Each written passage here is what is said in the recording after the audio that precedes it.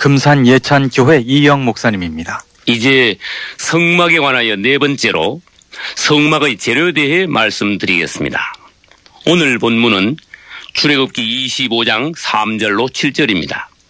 너희가 그들에게서 받을 예물은 이러하니 금과 은과 놋과 청색, 자색, 홍색 실과 가는 배실과 염소털과 붉은 물들인 수양의 가죽과 해달의 가죽과 조각목과 등류와 관유에 드는 향품과 분향할 향을 만들 향품과 호마노며 에봇과 흉패에 물릴 보석이니라. 아멘. 하나님께서는 성막 건축을 위하여 이처럼 갖가지 재료를 예물로 받으라고 말씀하셨습니다. 건축을 하기 위해서는 여러 가지 재료가 필요합니다. 하나님의 왕국을 위해서도 재료가 필요하고 사단의 왕국을 위해서도 역시 재료가 있어야 합니다.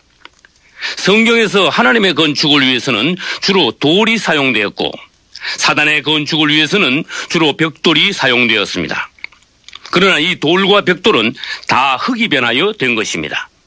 그리고 이 흙이란 거듭나지 못한 육체인 사람을 상징합니다. 흙이었던 사람이 하나님의 손을 통과하면 그 사람은 돌, 산돌, 보배로운 돌로 변화되고 사단의 손을 거치게 된다면 그 사람은 벽돌이 되고 맙니다. 다시 말하면 성령의 불은 흙인 사람을 보석으로 만들고 사단의 지옥불은 흙인 사람을 죽은 흙인 벽돌로 만들어버립니다. 그래서 하나님의 제단과 성전과 새 예루살렘은 돌이나 금, 진주, 보석으로 건축되었고 사단의 성 바벨탑과 애굽왕 바로의 국고성 등은 벽돌로 건축되었습니다.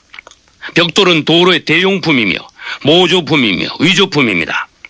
이 사실을 통하여 우리는 무엇을 알 수 있습니까?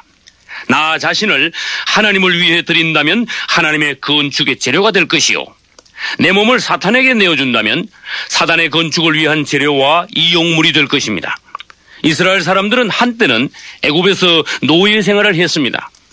그들은 평생 애굽 왕의 학대를 받으며 벽돌을 만들고 성을 쌓았습니다. 오늘날의 상황도 마찬가지입니다. 구원받지 못하고 거듭나지 못한 사람들은 사단의 학대 아래에서 사단을 위해 밤낮 착취당하고 있습니다. 여러 가지 문제와 고통 중에 있는 여러분, 더 이상 망설이지 말고 일어나십시오. 주 예수 이름을 부르고 자신을 주님께 드리십시오. 출애굽기 25장 2절에서는 즐거운 마음으로 하나님께 예물을 가져오라고 하셨습니다. 이 말씀은 사실 우리 자신을 하나님께 예물로 드리라는 말씀입니다. 그럴 때 우리가 하나님의 건축의 재료가 되고 또 우리 자신이 하나님의 성전이 되는 것입니다. 신앙생활의 원칙은 즐거운 마음으로 자원하는 것입니다.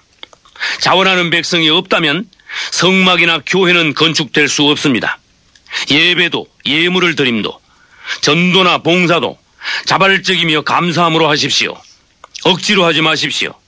남 따라하거나 체면상하는 모든 것은 나 자신을 외식하는 자로 만들어버립니다.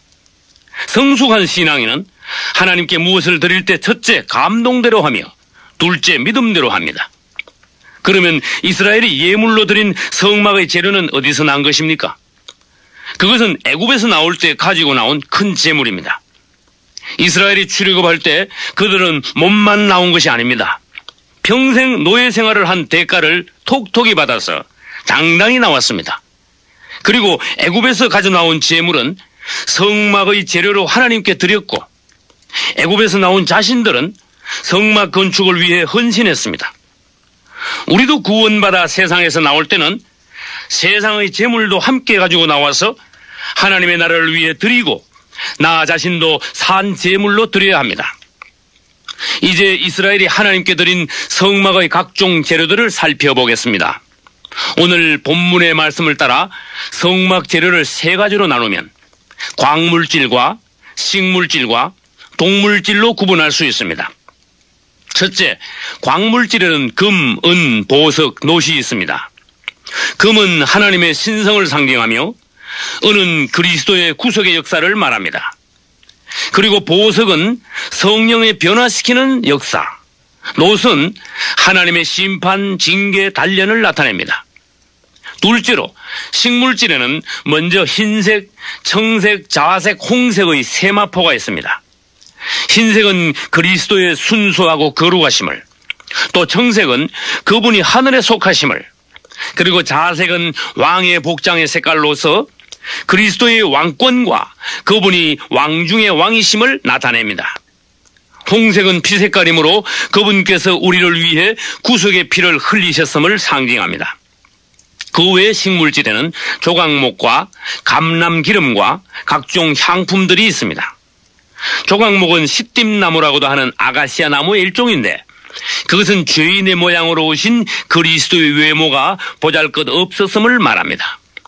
그리고 감람기름은 그리스도의 영을 상징하며, 향품으로 쓰인 모략, 육계, 창포, 계피 등은 그리스도의 죽으심과 부활의 효능 및 향기를 나타냅니다. 세 번째로, 동물질 재료에는 염소털과 붉은 물들인 수양의 가죽과 해달, 즉 돌고래의 가죽이 있습니다. 이 동물질 재료에 대해서는 성막 덮개에 가서 다시 상세히 보기로 하겠습니다. 이와 같이 하나님의 성막을 건축하기 위해서는 여러 가지 재료가 필요합니다. 성막의 재료가 각양각색이면 무엇을 뜻합니까? 우리는 성경의 어떤 항목을 볼 때 그것을 그리스도와 연관 지을 수 있어야 합니다. 성경의 모든 것이 그분에 관하여 말하고 있기 때문입니다. 그리고 우리 자신과도 관련이 있음을 알아야 합니다. 모든 말씀은 오늘 나에게 주시는 말씀이기 때문입니다. 성막의 각종 재료를 통하여 우리는 그리스도의 다양하신 각 방면들을 볼 수 있습니다. 그분은 보배롭고 놀라우시며 깊고도 오묘하신 분이십니다. 그분은 비밀하심으로 아무도 그분을 측량할 수 없습니다. 또 그분은 그 광대하시고 탁월하심으로 우리는 그분에 대해서 다 말할 수가 없습니다. 그리스도께서 어떤 분이심을 표현하기 위해 성막의 각 재료들이 필요했고, 심지어 우주 만물들도 그분의 어떠하심을 나타내기 위해 존재합니다. 이제 성막 재료와 우리들과의 연관을 알아보겠습니다. 성막의 여러 가지 재료들은 우리의 신앙 체험들을 의미합니다. 재료가 모아져야 건축이 되듯이 신앙 체험들을 통해서 우리 자신이 성전으로 건축되어 갈 수 있습니다. 성막의 각 항목들을 다시 한번 생각해 보십시오. 울타리, 문, 번제단, 물두멍, 떡상, 금등대, 금향단, 법궤. 이것들은 우리가 일일이 체험해야 할 신앙 간증의 항목들입니다. 또 성막의 각종 재료들은 한 사람이 드린 것이 아니라 여러 사람들이 즐거운 마음으로 드린 예물들입니다.